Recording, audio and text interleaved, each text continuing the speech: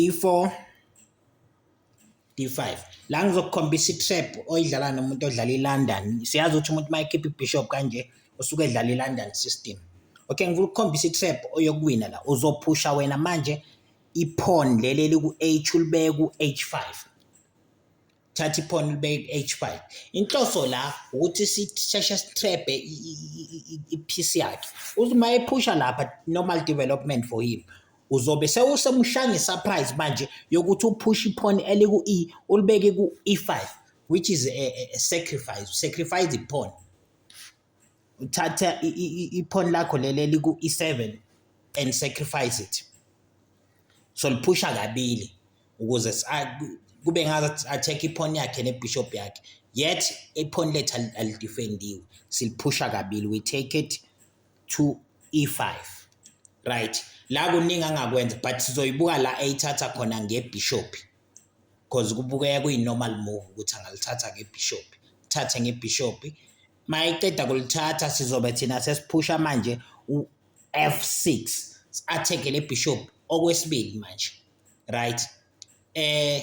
He's got two moves he can do are positive. Angayihlehlisa ayibekele egcineni, mayehlehlisa siphusha futhi H pawn simbeke ku H4, still attacking that pawn, that bishop, yabo. Uyayibalekisa uyibeka ku F4, usuphinde manje usuphusha ini, usuphusha uG pawn uyibeke ku G5. Ibishop yakhe si-trap ayisenandawo yokuhamba, so kuyaphoqeleka ukuthi enze something because mayiyeka vele uzoyidla ipawn yethu, then bese siyidla back ibishop yakhe, sidla ibishop, right? Okay, uzodevelop ibishop. Inhloso yakhe ukuthi azothi check manje la kithina ku G6. Mayithi check sizobe sesisenkingeni, so kuyakuphoqa ukuthi udlale i-knight to stop ibishop from coming lapha ukuthi lizothi check. So uzophusha ipawn to attack i-center, le pawn lakhe lise-center, but wena uzothatha ibishop force i-exchange kuleya bishop, because mangabe usewuphambili njoba sesidla ibishop yakhe sesifuna ukudlala esibili ukuze siqhubeke sibe ne-advantage, because we are leading ngepiece right now. Uma siforce i-exchange angadlala iqueen yakhe yena just to say okay, if you take we will take. Still sisazothatha ibishop athathe ngequeen, uthathe ipawn athathe ngequeen, then uzobe usudlala iqueen forcing exchange manje yama-queen ukuze igame yakhe ibe lula. Mayike waba greedy wafuna ukuzodlala ipawn la, uzobe wena sewuyodla ipawn eliku G2. Thatha iqueen yakho uyodla ipawn ku G2, because ngoba esuke lapha weza la wadla ipawn. When uyodla ipawn uyodla nerook, there's no way azokwazi ukuprotecta ngakhona leya rook, futhi akakwazi ukudlala ipawn lakho leli. Ayikho ipiece yakho njengamanje angakwazi ukuyidla. Uzodlala i-knight uyidla irook, iqueen yakho njengoba isilapha isi-attack in manje futhi i-knight yakhe. The best move angayenza is to castle long ukuze le rook yakhe idefende i-knight. Uzothatha iqueen, go back, forcing exchange futhi. Wenza sure ukuthi njengamanje after mangaba ne-exchange la, there's no way angakhona ukuwina igame manga exchange. Okay, let's say akathathanga manje ngebishop ngesikhathi sacrifice le pawn eku E5, athathe ngepawn, ayidle le pawn yethu ngepawn, angayithathanga ngebishop.